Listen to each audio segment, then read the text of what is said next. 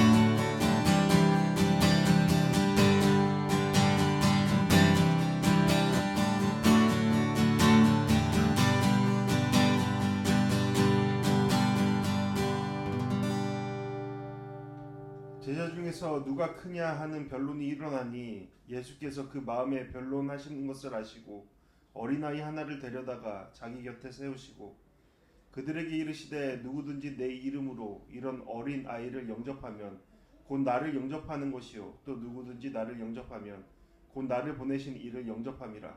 너희 모든 사람 중에 가장 작은 자가 큰 자니라. 아멘. 항상 작은 것에 시선을 두시는 하나님 아버지, 연약한 자에게 관심을 두시고 그를 세우시기에 열심을 다하시는 하나님 아버지, 우리가 그런 하나님을 믿는 자로서 따르는 자로서 우리의 시선이 주님께서 향하시는 그 시선에 머물기를 원합니다. 주님, 오늘 드리는 이 예배가 어린이날을 기념하여 드리는 이 예배가 우리의 마음을 더욱더 새롭게 하는 그러한 시간 되는 예배 될 수 있도록 아버지 인도하시고 그러함으로 더한 믿음으로 작은 곳에 마음을 쏟고 더욱더 섬기는 자의 모습으로 나아갈 수 있는 우리의 삶의 모습의 변화가 있을 수 있는 예배 될 수 있도록 아버지 주장하여 주옵소서. 함께 할 것을 믿습니다. 사랑과 은혜가 충만하신 예수 그리스도 이름으로 기도합니다. 아멘.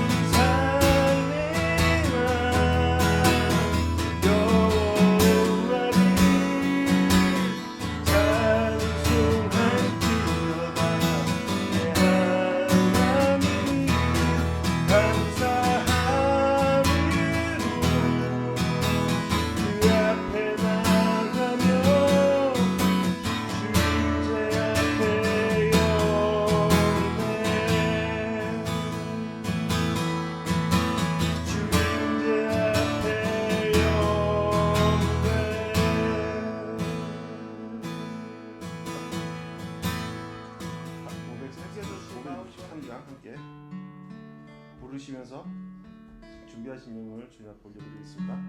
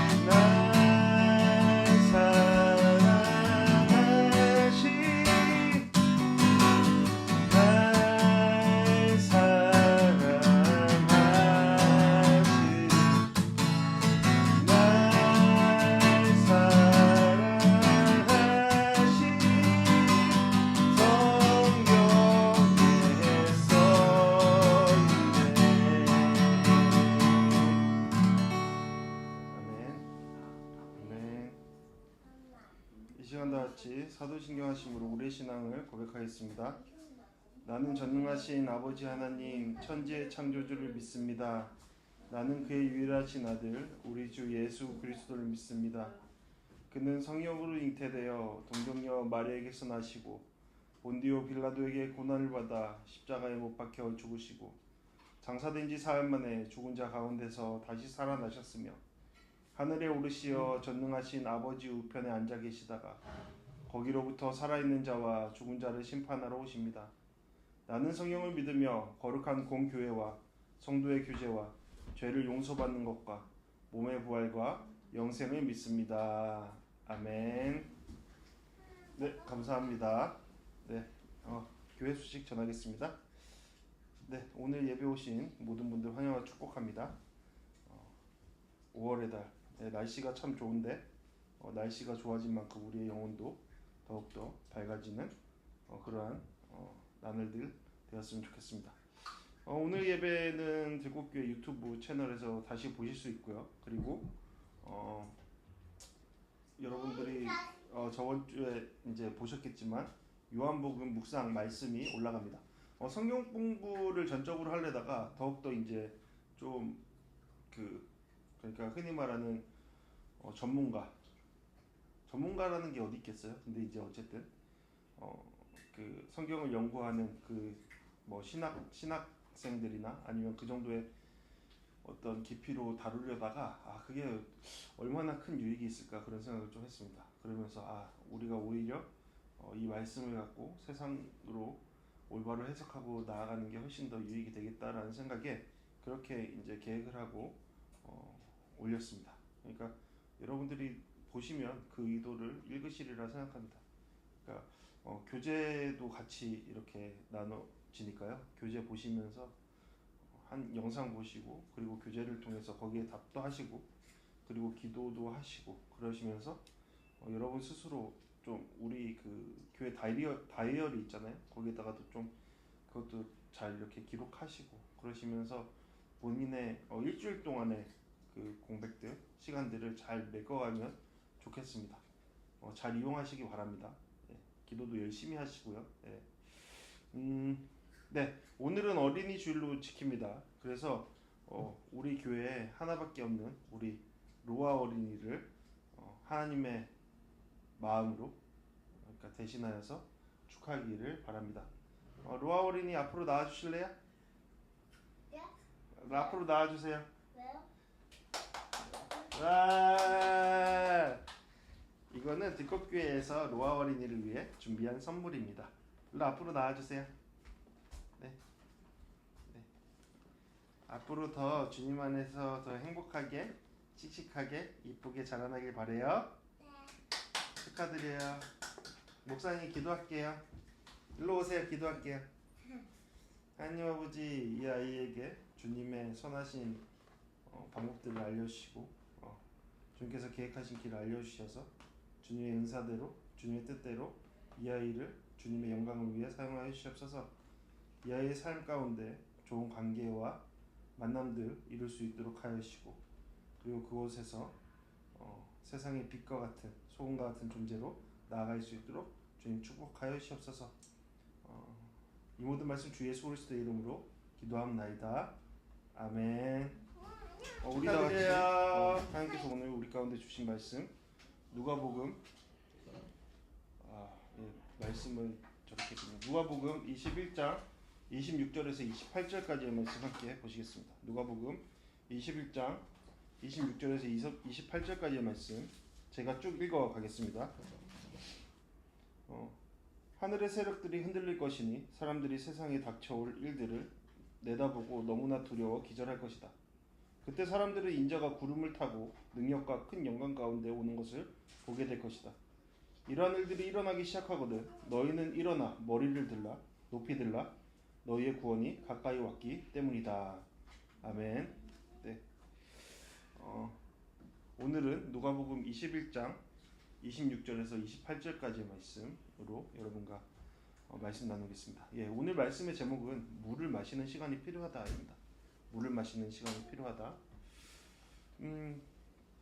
제가 이제 오늘 예배 오기 전에 이렇게 그 카카오톡을 이렇게 보게 됐는데 어떤 목사님이 그런 그 그림을 이렇게 캡처해서 누가 말한 거를 이렇게 글로 이렇게 캡처해서 올렸더라고요.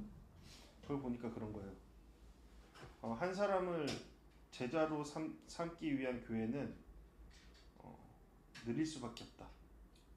시간이 걸릴 수밖에 없다라는 그런 글을 딱 봤는데 하나님께서 저에게 주시는 말씀이다라는 생각을 했습니다. 네, 장기간이죠. 네, 장기간 시간이 걸립니다. 그러니까 그 시간을 함께 하는 데 있어서 저에게도 물이 필요한 것이고 그 시간 가운데 함께 가는 우리 모두에게도 물이 필요한 것이죠. 네, 그것에 대해서 오늘 이야기하려 합니다. 사하라 사막에서는 매년 마라톤 대사불이라는 명칭의 극한의 오지 레이스가 열립니다. 이 레이스는 약 250km. 그러니까 거리인데 그러니까 거의 한 6일 동안 걷고 달리는 경기입니다. 예. 저는 개인적으로 이거 보면서 왜 하는 거야 도대체 그런 생각을 했는데 이유가 있겠죠. 참가자들은 이렇게 이제 6일 동안 달리는 시간 동안에 자신의 몸을 지키기 위해서 각자 생존 장비를 직접 배낭에 놓고 메고 뛰어야 한다, 걸어야 한다라고 합니다. 여러분들 그러면 여기에서 가장 중요한 물품이 무엇일까요? 네, 단연 물입니다. 네, 왜 그럴까요? 우리가 잘 아는 바와 같이 인간은 음식이 없이도 40일을 버틸 수 있습니다. 네, 배고프겠지만 버틸 수는 있습니다. 하지만 물 없이는 버틸 수 있는 시간이 고작 3일에서 4일 정도밖에 되지 않는다고 합니다. 그러니까 이 사실 하나만으로도 물이 얼마나 생명과 직결된 것인지를 알 수 있죠. 그래서 사막 오지 레이스에서 가장 중요한 물품은 다름 아닌 물인 것입니다.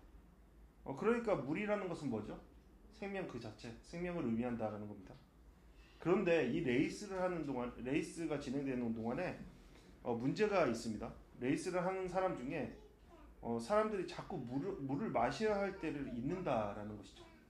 그러니까 사하라에서 경기가 있을 때 낮 평균 기온이 45도에 달하지만 습도는 거의 0에 가깝다고 합니다. 0%요. 그러니까 이 말인즉슨 뭐냐면 땀이 피부에 맺기도 전에 증발해 버린다는 것이죠. 그러니까 경기에 참여한 사람들은 착각을 하는 겁니다. 목이 마르지 않다는 것은요. 그러니까 목이 말라야 되는데 목이 마르지 않다라고 느낌적인 느낌으로 그렇게 느낀다라는 겁니다. 그러니까 자신의 몸의 수분이 점점 사라짐에도 갈증을 못 느끼는 것이죠. 심각한 위기를 초래하는 이유가 되는 겁니다. 그래서 놀랍게도 이 경기에서 가장 큰 위협이 바로 탈수라고 합니다. 그러니까 경기 중에 사망하는 사람들이 있는데 대부분 탈수로 인해서입니다. 물을 가지고는 있지만 정해진 시간에 물을 마시지 않았기 때문에 쓰러지게 되는 것이죠. 그래서 경험 많은 레이스 코치들은 이렇게 당부한다고 합니다. 생존의 열쇠는 단 하나, 물을 마셔야 하는 시간에 마시는 것, 바로 그것이다. 그러니까 자신의 느낌에 맡기면 안 된다라는 것이죠. 제때 적소에 마시는 것이 중요하다라는 겁니다. 사람들은 갈등을 느끼지 않기 때문에 마시지 않는데 진짜 갈증을 느낄 때쯤이면 이미 늦는 것이죠. 그래서 이 레이스에 참여하는 사람들은 반드시 시계를 착용합니다. 물을 마시는 시간을 설정하여서 자신의 느낌, 감정에 따르는 것이 아니라 시계가 마시라고 할 때 마시는 겁니다. 그래야 이 경기를 잘 마칠 수 있는 겁니다. 이 원리는 단순히 육체의 생존에만 해당되지 않는다라고 생각합니다. 이 경기에만 해당된다라고 생각하지 않습니다. 우리의 삶의 과정 그리고 우리의 영혼의 상황에도 마찬가지라고 생각합니다. 우리 영혼도 물을 마셔야 합니다.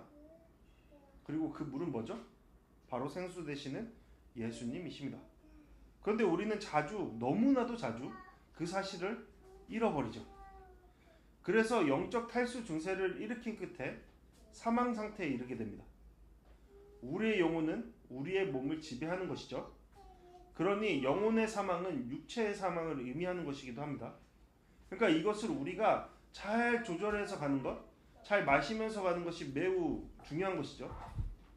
우리에게도 반드시 필요한 것이 먼저 영혼의 물을 마시도록 알려주는 바로 시계이죠. 그런 시계를 우리는 소유하고 있어야 합니다. 나의 느낌적인 느낌, 감정이 아니라 제때 물을 마시도록 알려주는 알람 말이죠. 어쩌면 오늘 우리가 드리는 이 예배, 그리고 주중에 나누는 여러 말씀들, 그리고 각자가 보내는 삶 속에서의 양심의 작용들, 성령님의 일하심이 바로 이러한 알람이 아닐까 생각합니다. 네. 물론 이러한 알람만으로는 안 됩니다. 알람을 들을 수 있는 귀와 그 알람에 따라 움직이고자 하는 마음과 의지 또한 함께 있어야 하죠. 예. 세부적으로 말하면 너무 길기 때문에 그 정도 얘기하겠습니다. 예. 그런 알람이 우리 가운데 있어야 합니다. 왜 우리에게 이런 영적 알람이 필요할까요? 우리가 살아가는 이 세상은 우리의 영적 갈증을 일으키지 않도록 부추기기 때문이죠. 그것을 알아차리지 않도록 부추기기 때문입니다. 그러니까 너무 바쁘고 복잡하게 돌아가는 세상 속에서 생존하려면 우리는 영혼을 돌볼 시간을 가질 수 없습니다. 그러다 보면 너무 뒤처진 듯 생각되거나 별로 중요하지 않는 시간을 보내고 있다라고 생각하게 되기 때문입니다. 영혼을 돌보는 시간이 낭비라고 생각하는 것이죠. 최근의 사회적 흐름과 흐름 속에 눈과 귀를 집중하다 보면 우리는 그 흐름에 빠져들어서 결국 나 자신이 끌려가는 시간을 보내게 됩니다. 나의 영혼이 어디로 향하고 있는지 생각하지도 못한 채 말이죠. 여러분의 난가밭을 생각해 보십시오. 어디를 가든 붙잡고 있는 스마트폰 한번 생각해 보십시오. 한 번 빠지면 나올 수 없는 유튜브의 늪 한번 생각해 보십시오. 정말 여러분들이 그 늪에서 여러분들이 그 시간을 끌고 가는 겁니까? 아니면 여러분들이 끌려가는 겁니까? 우리의 관심사라고 말하는 여러 일들도 마찬가지죠. 그러면서 우리는 말합니다. 뭐라고요? 너무 바빠서 나 자신의 영혼을 돌아볼 시간이 없었다고 말이죠. 그런데 정말 그렇습니까, 여러분? 결국 이렇게 된 우리는 내가 주도적으로 무엇인가를 하기보다는 나를 이끄는 무엇에 의해서 맹목적으로 끌려가는 겁니다. 이것은 현대판 노예제도나 다름이 없는 것이죠. 결국 스스로가 결박하고 사망의 음침한 늪으로 나아가는 꼴이 됩니다. 어떻게 해요? 영혼의 갈증을 이렇게 느껴야 함에도 불구하고 그것을 느끼지 못한 채 사망으로 향해 가는 것이죠. 스스로의 영혼을 죽이면서요. 여러분, 우리는 어떤 것 같습니까? 알람의 소리를 듣고 그것에 따라 진정 중요한 생명의 물, 예수 그리스도를 만나는 시간을 보내고 있습니까? 그러므로 우리의 영혼의 갈증을 채우고 살아갈 용기와 힘, 지혜를 얻고 나아가고 있습니까? 아니면 자유를 선포하신 주님의 소리에는 귀를 막아버리고 다시 노예된 삶을 추구하며 살아가고 있습니까? 여러분의 스마트폰, 여러분들의 유튜브 세상, 가상세계에서의 삶은 안전하십니까? 진정 여러분들이 하나님과의 관계를 이루는데 쏟는 시간이 없어서입니까? 아니면 여러분들이 그것을 허용치 않아서 그것이 무익하다 느끼기 때문입니까? 오늘 말씀을 통해서 이에 대해서 좀 생각해 봤으면 좋겠습니다. 나는 나의 영혼을 잘 돌보고 있는가? 나의 영혼을 잘 돌본다는 것은 구체적으로 무엇을 의미하는가 말이죠. 우리는 계속해서 종말에 관한 예수님의 말씀을 나누고 있습니다. 지난주 말씀을 기억해보면 자연재해, 나라 안팎의 여러 싸움들, 그리고 무엇보다 예수님의 이름을 따라 살아가는 자들이 겪을 관계적인 여러 고통들이 마지막 때에 있을 것이다 라고 말씀하셨습니다. 예수님께서는 그런 때가 올 때 두려워하지 말고 오히려 주님의 이름을 증거하는 기회로 삼으라고 말씀하셨죠. 왜냐하면 주님의 이름으로 살아가는 모든 자들은 주님께서 친히 지키실 것이기 때문이죠. 그래서 이렇게 말씀하신 겁니다. 머리카락 하나도 너희들이 잃지 않을 것이다. 우리가 이러한 주님의 말씀을 믿는다면 우리는 자유할 수 있습니다. 어떠한 상황 속에서도요. 세상이 아무리 강팍하게 돌아가고 혼란과 고통이 난무하는 세상 가운데서도 그러한 시간 속에서도 우리는 그 안에서 자유할 수 있습니다. 주님이 우리와 함께 하시기 때문에 우리는 함께 하시는 주님과 함께 살아가면 되기 때문에 보장된 길을 걸어가면 되기 때문에 그렇게 예수님은 이러한 혼란과 두려움이 몰려오는 시대 가운데 그리스도인으로서의 모습을 지키라고 말씀하시는 거죠. 어떻게 해요? 인내하라. 그리고 그럴 때 너의 영혼을 얻게 될 것이다. 저는 이 부분을, 이 말씀을, 이 두 구절을 다시 읽으면서 예수님의 지키심에 대한 약속, 그리고 이에 대한 믿음이 결국 우리를 인내하게 만들고 그 인내를 통해 영혼을 지키는 길로 나아가게 한다는 생각을 하게 되었습니다. 내 눈에 아무 증거 보이지 않아도 나아갈 힘과 용기가 우리를 자유케 하는 것이죠. 따라서 여기서 말하는 인내의 믿음은 불확실한 것을 억지로 받아들이는 것이 아니라 완전하고 확실한 분을 붙드는 것을 의미하는 것이죠. 곧 예수 그리스도께서 우리의 인생을 지키시고 붙드시며 결국 생명의 길로 인도하신다라는 것을 굳건히 믿는 자의 태도, 인내, 믿음을 말하는 겁니다. 그런 자가 어떻게 된다고요? 영혼을 얻을 것이다 라는 것이죠. 예수님께서 이러한 인내의 믿음을 요구하신다라는 것은 뭐죠? 거기에 내포되는 게 뭐예요? 전제되는 게 뭐예요? 그만큼 우리는 쉽지 않은 시간들을 앞으로 겪어갈 것이다 라는 겁니다. 우리는 이것을 기억해야 돼요. 우리가 인내의 믿음을 발휘해야 할 시간은 결코 쉽지 않습니다. 어쩌면 그 시간은 우리의 능력 밖의 시간일 수도 있습니다. 아니요, 그럴 거예요. 그렇기 때문에 예수님은 뭐라고 말씀하시죠? 인내하라 라고 말씀하시죠. 누구의 힘으로요? 머리털 하나도 상하게 하시지 않으신 주님의 힘으로, 그 능력에 의지함으로 그 시간을 보내라 라고 말씀하십니다. 그러니까 앞에 이야기를 한번 떠올려 보죠. 여러분, 우리가 힘을 발휘하려면 어떻게 해야 돼요? 18절 말씀을 기억해야 되죠. 그리고 이것을 붙들고 살아야 되죠. 근데 우리가 붙들고 있는 건 뭐예요? 스마트폰 아닙니까? 여러분들의 생각 아닙니까?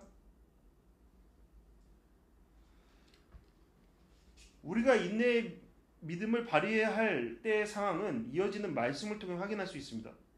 정말 쉽지 않은 시간임을 알게 되죠. 20절부터 24절까지의 말씀은 우리를 충분히 두렵게 할 내용입니다. 예수님은 예루살렘이 군대들에게 포위되는 것이 멸망이 가까운 징조라고 말씀하십니다. 여러분, 예루살렘은 당시 이 말씀을 듣고 있던 유대인들에게 매우 중요한 장소였죠. 그들의 정체성이자 민족의 상징인 성전이 자리하고 있는 곳이기도 했습니다. 그런데 그곳이 포위되어서 무너진다는 것은 무슨 의미죠? 곧 민족의 멸망을 의미하는 것뿐만이 아니라 하나님의 언약, 곧 구원의 약속이 무너지는 것으로 그들은 받아들였겠죠. 그들의 입장에서는 그것이 곧 세상의 종말, 세상의 끝과 같았을 겁니다. 여러분, 이전에도 이야기했지만 이 일은 실제로 주 70년에 로마군에 의해서 자행되었습니다. 어쩌면 그들은 하나님의 심판의 도구였는지도 모릅니다. 고대 역사가 요세푸스에 의하면 이 멸망의 과정에서 110만 명이 죽임을 당하고 9만 7천 명이 포로로 끌려갔다고 합니다. 심지어 그 과정 중에 포위된 사람들이 자녀를 삶아먹는 일까지 있었다고 기록되어 있습니다. 어린이 주일에 이럴 수가. 그 정도로 끔찍했다라는 것이죠. 이스라엘의 신실하지 않음에 대한 결과가 얼마나 참혹했는지를 보여주는 사례입니다. 이러한 예루살렘의 멸망은 참으로 끔찍하고도 비극적인 사건이었으며 그 자체가 하나님의 심판의 날을 상징하는 일이 되었던 것이죠. 그런데 우리가 이 말씀을 보면서 반드시 기억해야 할 것이 무엇이죠? 예수님께서 말씀하신 이 심판의 날, 예루살렘의 심판의 날은 단지 그곳 예루살렘이라는 장소와 그 당시의 때에 국한된 것이 아니라는 겁니다. 이것은 일종의 상징성을 갖는다라는 것이죠. 그러니까 말씀을 자세히 보면 예수님은 이 심판을 통해 온 세상에 임할 하나님의 심판의 그림자를 보여주고 계신 겁니다. 이해하시죠? 예수님께서 당시 하나님의 임재의 중심이었던 예루살렘을 언급하시면서 그곳에 임할 심판을 말씀하시는 것은 하나님의 뜻을 따르지 않고 배반의 길을 우리 또한 계속 걸어갈 때 그 멸망이 어떻게 임하는지를 경고하시기 위함입니다. 이는 알면서도 믿지 않고 행하지 않는 것을 의미하는 것이죠. 몰라서가 아니라 그 빛을 알아차리고도 그것을 애써 거부한 것이죠. 여러분, 우리가 요한복음 말씀을 쭉 이렇게 공부하고 있는데 그 말씀에 따르면 빛이 비추었으나 어둠이 그 빛을 싫어함으로 미워함으로 어떻게 하죠? 그 빛을 거부합니다. 그죠? 눈을 감아버립니다.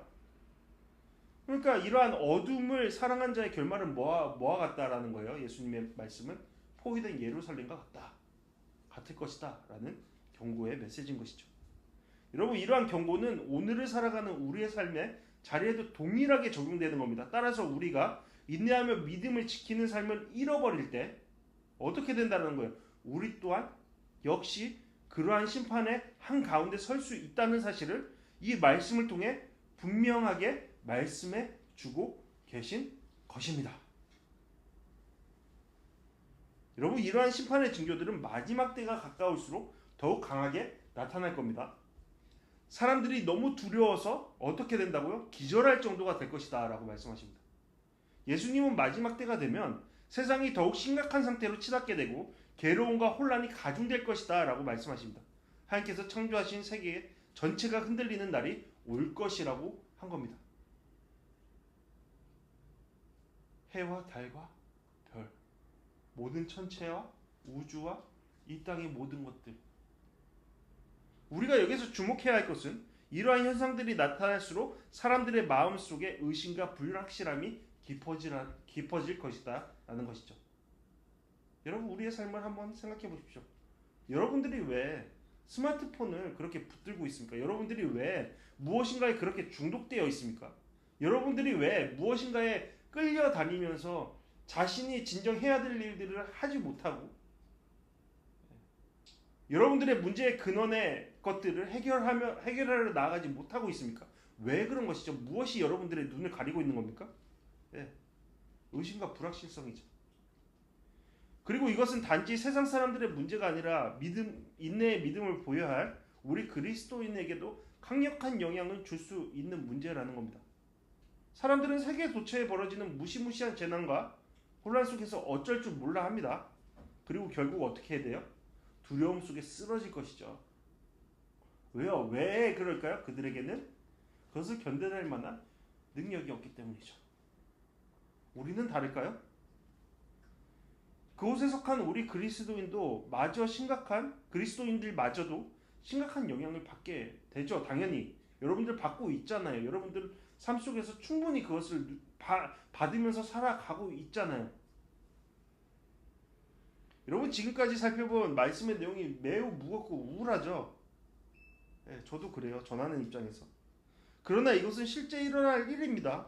그리고 사실상 지금 우리가 경험하고 있는 것이고 앞으로는 더욱 안 좋아질 겁니다. 지난번에도 이야기했지만 성경은 세상의 끝, 종말의 때 장밋빛 청사진을 그리고 있지 않습니다. 우리가 주님의 말씀을 믿는 자라면 우리에게 다가올 암흑한 미래의 모습 또한 이러하다라는 것을 기억해야 합니다. 그러나 이러한 사실을 기억하면서 뭘 기억해야 되죠? 또 이 실제 상황보다 더 큰 하나님의 뜻을 우리는 기억해야 합니다. 그것이 주님을 따르는 자와 따르지 않는 자, 믿는 자와 믿지 않는 자의 차이죠. 여러분, 이러한 날은 세상의 멸망의 때가 가까운 징조이지만 동시에 어떤 날이죠? 구원의 영광의 때가 가까이 왔다라는 것을 말하는 겁니다. 그러니까 주님은 27절과 28절 말씀을 통해 그날에 주님께서 다시 오실 것임을 말씀하십니다. 우리가 성경을 그대로 믿는다면 우리는 주님께서 다시 오심 또한 믿어야 하는 것이죠. 그리고 우리가 그러한 주님을 고대할 때 우리의 삶은 세상 사람들, 곧 하나님을 알지 못하고 예수 그리스도의 빛을 거부한 사람들과는 달라야 하죠. 다를 것입니다. 우리는 인내의 믿음의 삶을 살아갈 것이죠. 그 사실을 믿고 그에 따라 행할 겁니다. 여러분, 말씀을 보면 예수님은 세상의 끝날에 구름 타고 능력과 큰 영광 가운데 다시 오실 것임을 말씀하십니다. 이는 모든 세계가 보는 상황에서 오심을 말씀하시는 것이죠. 이러한 묘사는 하나님의 권위를 가지신 예수님을 보여주면서 그러한 능력의 주님이 세상을 완전히 심판하실 것임을 말씀하시는 겁니다. 그럴 때 믿는 자의 모습은 어떠해야 하겠습니까? 세상이 심판받는 그때 믿는 자들은 그 시간이 가장 빛이 나는 시간이 될 겁니다. 따라서 믿는 자들은 모두가 두려워 떨고 있는 그 자리에서 일어나 머리를 높이 듭니다. 그리고 그 구원의 때를 기뻐합니다. 이것이 우리가 우리의 영혼을 인내로 지켜나가야 하는 이유가 되는 것이죠. 여러분, 오늘 말씀, 본문 말씀을 지금까지 살펴보았는데 여러분들 무엇을 생각하십니까? 앞으로 다가올 세상에 대한 절망입니까? 아니면 다시 오실 예수님에 대한 향한 소망입니까? 우리가 가져야 할 마음은 어떤 마음이죠? 무엇이죠? 소망이죠. 그리고 그 소망의 때를 위해 우리는 지금 어떻게 보내야 되죠? 인내의 믿음으로 살아가는 삶의 모습을 보여야 합니다. 이러한 삶은 무엇보다도 이 세상을 통치하시는 분이 예수 그리스도이심을 믿을 때 가능합니다. 세상의 혼란 가운데서도 이 모든 작용들이 누구를 통해서 이루어진다? 그보다 더 크신 하나님의 통치를 통해서 모든 것이 이루어짐을 믿는 자들, 그것을 바라보는 자들, 그런 자들이 어떤 삶을 살아간다고요? 세상의 끝날을 바라보며 인내의 믿음의 삶을 살아간다라는 것이죠. 여러분, 바울은 에베소서에서 세상을 다스리시는 예수님을 선포하고 있습니다. 부활하신 주님은 지금도 모든 권세와 주권을 통해 다스리고 계십니다. 그런데 여러분, 바울이요, 이 말씀을 기록했던 당시의 현실은 어떠했죠? 기독교는 당시의 로마 제국 한 구석의 작은 종교일 뿐이었습니다. 세상의 중심은 명백히 로마 제국이었습니다. 그러나 바울은 어떻게 하죠? 믿음으로 고백합니다. 진정한 통치자, 세상의 통치자는 예수 그리스도시다. 그리고 실제로 그 로마는 세상의 중심이라고 여겨졌던 그 로마는 200년 후에 사라졌고 기독교는 2000년간 세계를 변화시켜 왔습니다. 로마도 무너지고 예루살렘도 무너졌지만 예수님의 교회는 무너지지 않았습니다. 이것이 바로 예수님이 진정 주권자이 되심을 증거하는 겁니다. 그것을 바라봐야 되죠. 바울은 이러한 실제를 보던 자였습니다. 심지어 그가 어떤 상황에 있었음에도 로마 제국이라는 큰 강력한 제국에 둘러싸여 있는 상황에서도, 그래서 그의 삶은 인내의 믿음의 삶이었죠. 어떻게 예수 그리스도를 붙들고 나아가는 삶. 그러므로 오늘 이 바울의 고백이 우리의 고백이 된다면 우리는 세상에 휘둘리지 않고 소망을 따라 지금을 살아낼 수 있는 것이죠. 주님께서 지금도 만물을 붙드시며 곧 오실 분임을 믿는 자답게 말이죠. 이것이 혼란스러운 세상, 거짓이 난무하는 세상 속에서 살아가는 그리스도인의 삶의 비결이 되는 것이죠. 주님의 오심을 기억하는 겁니다. 그리고 주님의 여전한 통치를 기억하는 것이죠. 존 엘드리지가 쓴 그리스도의 초자연적 회복력이라는 책을 보면 하나의 예를 통해서 종말의 때를 살아가는 우리의 모습에 대한 경종을 울리고 있습니다. 그는 지금의 때가 마치 진주만 공습 직전과 같다고 말하면서 그 때를 회상합니다. 1941년 12월 진주만 공습이 있기 전에 일본의 공격에 대한 조짐이 있었습니다. 일본은 독일과 이탈리아와 동맹을 맺고 말레이시아와 싱가포르를 비롯하여서 아시아 곳곳에 침공을 하기 시작했습니다. 세계 패권을 세계를 정복하기 위해서.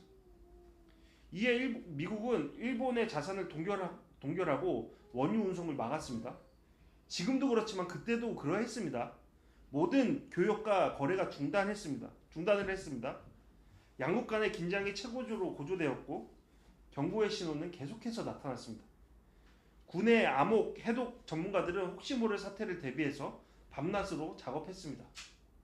그리고 시간이 지나면 지날수록 위기를 더욱더 감지했죠. 그런데 1941년 당시 하와이 호놀룰루의 분위기는 이와 달랐습니다. 전혀 달랐습니다. 이러한 경고 신호는 보이지도 들리지도 않았습니다. 그곳에 주둔한 미군들은 아름다운 해변을 누리면서 한가로웠고 밤이 되면 화려한 파티를 즐겼습니다. 공습이 일어날 그때에도 마찬가지였습니다. 결국 무방비 상태로 큰 혼란을 맞게 되었습니다. 그들에게 어떤 경고의 메시지가 없었던 것은 아닙니다. 다만 그들의 눈에, 귀에 들리고 보이지 않았던 것이죠. 엘드리지는 이 이야기를 통해 질문합니다. 만약 우리가 호놀룰루에 살고 있었다면 곧 펼쳐질 이야기에 대한 사전 경고를 원하지 않겠느냐라고 말이죠. 당연히 원했을 것이고 그 소식을 들었다면 분명 다른 모습을 취했을 것이죠. 대비했을 겁니다. 대피했을 겁니다. 그것을 사실로 받아들이고 사실 그대로 볼 수 있는 눈과 귀가 있었다면 반드시 그러했을 겁니다. 이는 우리의 이야기와도 지금의 이야기와도 다르지 않습니다. 여러분, 근데 다행히도 우리는 어떻게 하고 있죠? 지금 듣고 있습니다. 무엇을요? 마지막 때에 대한 말씀을 말이죠. 마지막 때에 이루어질 사건, 그리고 그 사건을 통해서 우리는 징조를 통해서 무엇을 생각할 수 있죠? 아, 지금이 그 시기로 향하고 있는 때구나라는 걸 생각할 수 있죠. 그런데 우리는 이것을 듣고 생각하는 것으로 끝내면 안 되죠. 어떻게 해야 돼요? 이것을 사실로 받아들이고 그의 올바른 반응을 보여야 하는 것이죠. 이에 대한 반응은 크게 두 가지입니다. 하나는 별로 대수롭지 않게 생각하는 겁니다. 아이고, 예전에도 그랬는데 지금도 그러겠지. 그러므로 지금껏 살아온 방식대로 그렇게 살아가는 겁니다. 나의 감정과 판단에 모든 것을 맡겨버린 채 내일이 오지 않을 것처럼 살아가는 겁니다. 그리고 다른 하나는 이 소식에 대한 경각심을 갖고 그 의미를 올바로 들으려 애쓰며 그에 따라 살아가는 겁니다. 베드로의 말처럼 세상이 가까이 왔음을, 세상의 끝이 가까이 왔음을 믿고 알고 정신을 차리고 깨어있는 것, 기도하며 살아가는 것, 그것입니다. 무엇을 위해서 말이죠? 하나님의 뜻, 예수 그리스도의 삶을 따르는 삶을 위해서. 이것은 뭐예요? 인내의 믿음의 삶을 살아내는 겁니다. 세상이 어떠하든 거기에 요동하지 않고 나의 영혼이 주님을 바라보므로, 나의 발이 주 예수 그리스도의 반석 위에 서 있으므로.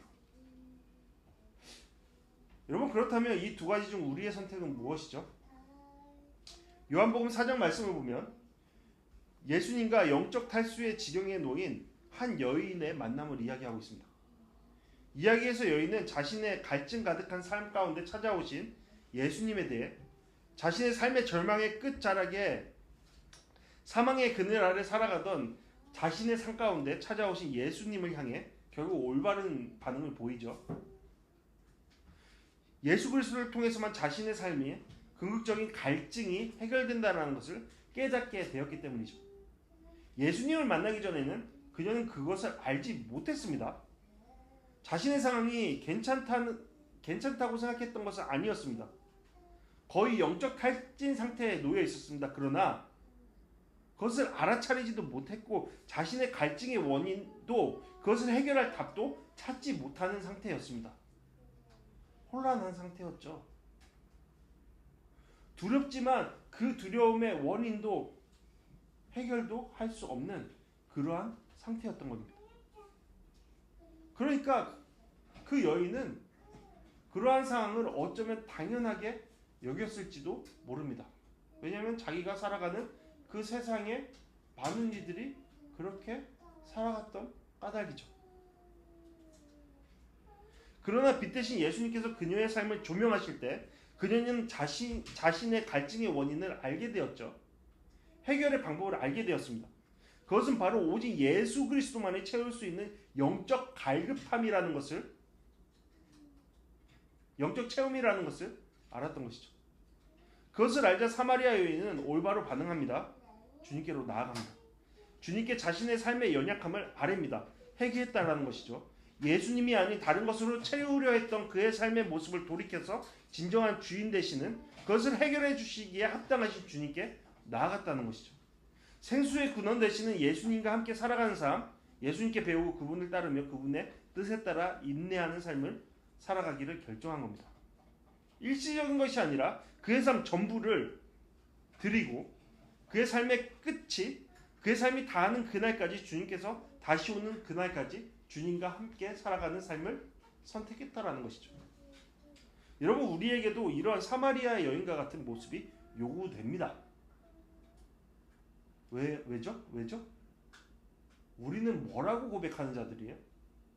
알고 있다고 말하는 자들이지 않습니까? 마지막 때와 그 마지막 때에 이뤄질 사건과 그리고 마지막 때에 있을 우리의 모양들에 대해서 알고 있다고 믿는 자들이기 때문입니다. 그러니까 우리의 모습은 어때야 된다는 거예요? 사마리아 여인의 모습이 우리여야 한다라는 것이죠. 여러분, 그렇다면 우리는 이제 어떻게 해야겠습니까? 우리의 영혼을 돌보기 위해 지금 무엇을 해야 하겠습니까? 이삭은 생수를 얻기 위해 우물을 팝니다. 많은 이들의 방해에도 불구하고 그는 우물을 팠습니다. 생수가 그의 육체를 위해 가장 중요한 생명의 근원이라는 것을 알았기 때문이죠. 그리고 그러한 우물을 파는 행위는 그 자신만을 위한 것이 아니라 딸린 식손들을 위한 결정이기도 했죠. 만약 그것에 그가 실패했다면 그뿐만이 아니라 많은 자들, 자신에게 속한 많은 자들이 생명의 위협을 경험할 이유가 되는 것이었죠. 그런데 여러분, 우리가 이 말씀 속에서 주목해야 할 것은 그가 판 우물이 뭐라고요? 자기 아버지 아브라함이 팠던 우물이라는 겁니다. 그 우물은 지금 블레셋 사람들에게 의해 막혀버렸으나 이제 생명을 위해 이삭이 그 아버지가 행했던 그대로 나아가 다시 그 우물을 파기 시작한 겁니다. 그리고 그는 이것에 대한 합당한 응답을 얻게 되었습니다. 마틴 로이드 존스 목사님은 이 말씀을 매우 중요하게 다루며 부흥이라는 책에서 4장에 걸쳐서 이 본문을 다룹니다. 그에 의하면 이런 이삭의 행위, 자기 아버지가 판 우물을 다시 파는 이러한 행위는 부흥이라고 말합니다. 부흥이란 다시 근본으로 돌아가는 것, 곧 생수의 근원 되시는 주님께로 돌아가는 것입니다. 우리에게도 이런 부흥이 필요한 것이죠. 그것이 생명이기 때문입니다. 여러분, 부흥은 인원수를 늘리는 것이 아닙니다. 부흥은 뭐예요? 생수의 근원 대신 그분께 나아가는 겁니다. 그분을 만나는 겁니다. 그분을 마시고 그분 가운데 살아가는 겁니다. 그것이 부흥입니다. 그 부흥이 우리 안에 이루어져야 한다는 것이죠. 근데 여러분, 도대체 뭘 하고 계신 겁니까? 뭘 하고 계신 겁니까 도대체? 여러분, 블레셋이 막아버린 이 땅을 여러분은 스스로 더 견고히 막아버리고 있지 않습니까? 뭐 하고 계신 겁니까? 이삭은 다른 곳에 힘을 쏟지 않았습니다. 하나님의 약속이 있는 그곳을 찾아서 자신의 온 힘과 정신을 그곳에 쏟았습니다. 그러함으로 그곳에서 생수를 얻었습니다. 이러한 과정 속에 주변에 끊임없는 시기와 질투, 방해가 있었습니다. 현혹하는 움직임이 있었습니다. 그러니 쉽지 않았습니다. 다른 이들은 아니라며 막으려 들었습니다. 그러나 그는 그들과 싸우는데 시간을 보내지 않았습니다. 왜요? 그곳에는 답이 없거든요. 생명이 없거든요. 그는 그저 끈질기게 아버지 아브라함의 우물을 찾아다니며 땅을 팠습니다. 믿었던 것이죠. 자기의 조상 아브라함이 경험한 그 생명의 물을 그와 같이 하면 자신도 얻을 수 있을 것이다 라는 것을 믿었던 까닭입니다. 그리고 결과는 무엇입니까? 그가 아버지 아브라함의 행위를 따라 그 근원을 따라 팠던 그 행위 가운데 어떤 일이 벌어졌습니까? 그가 무작정 땅을 보고 팠습니까? 그는 어떻게 했습니까? 하나님의 약속이 있는 그곳에 땅을 판 것이죠. 그럴 때 어떻게 됐죠? 파는 곳곳에서 생수가 흘러 넘쳤던 것이죠. 이것이 상징하는 바가 무엇입니까? 지금을 살아가는 우리에게 요구되는 삶의 모습이 바로 이것이라고 믿습니다. 우리의 생수의 근원은 주 예수 그리스도이시죠. 우리는 주님의 말씀을 통해, 기도를 통해, 삶의 순종을 통해 그것을 만나게 되는 것이죠. 그것에서 우리는 생명을 경험하는 겁니다. 우리의 인내의 믿음이 발현될 곳은 어디예요? 바로 이곳입니다.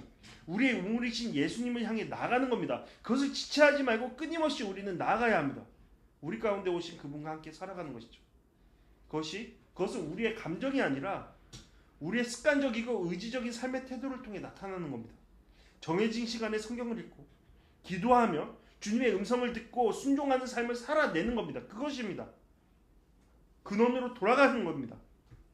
그러니 우리가 지금 해야 할 것은 주님의 물을 마시는 것이죠. 그런 시간이 절대적으로 필요한 겁니다. 우리의 감정이 아니라 주님의 뜻을 따라서 말이죠. 그런 삶을 통해 흔들리는 세상 속에 겁을 먹지 않고 두려워하지 않고 그러한 인생이 아니라 고개를 들고 주님을 바라보는 우리의 모습을 취하게 되는 겁니다.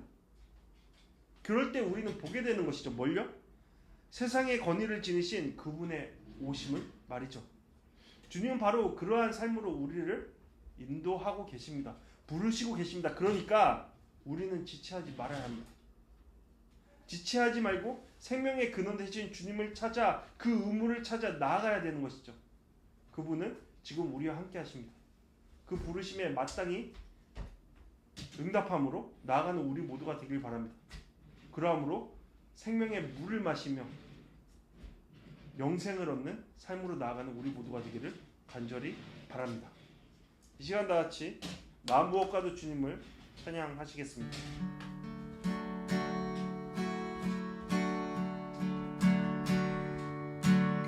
무엇과도 주님을 바꾸지 않으리.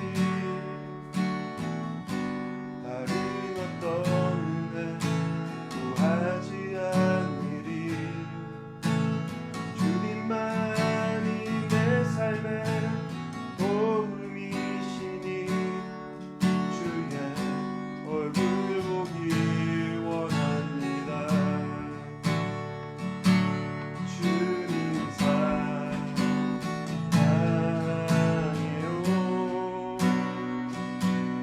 온 맘과 정성 다해 하나님의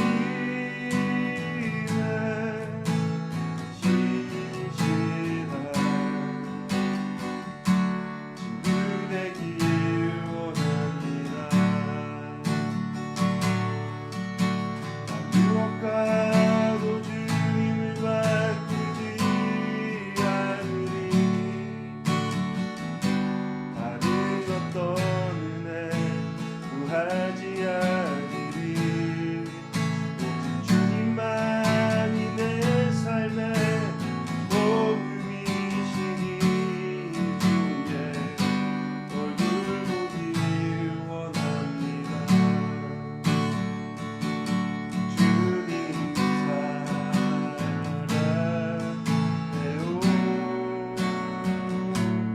온 맘과 정성 다해 하나님의 신실한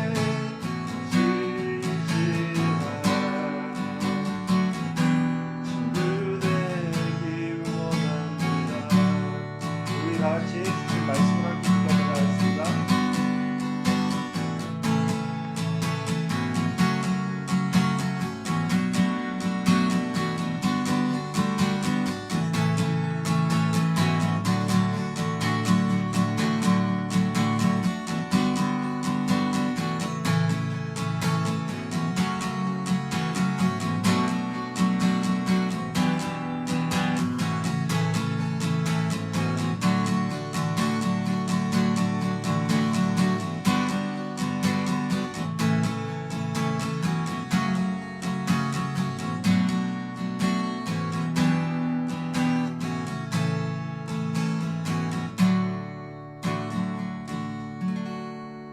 하나님 아버지, 우리가 시간이 가면 갈수록 더욱더 주님의 생수와 생수의 근원 되신 예수님과 함께 동행하는 삶이 될 수 있도록 인도하시옵소서.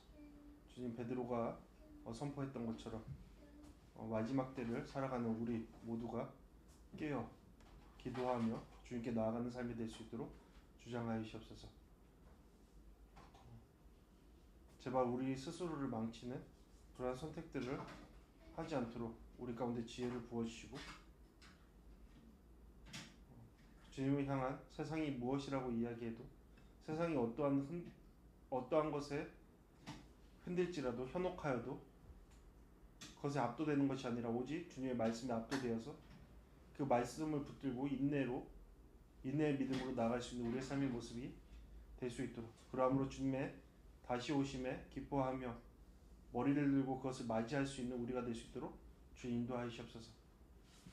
이제는 우리 주 예수 그리스도의 은혜와 아버지 하나님의 사랑하심과 성령 하나님의 감화로운 충만하심이 이 자리에 모인 우리 가운데 함께 하시기를 간절히 축원하옵나이다. 아멘.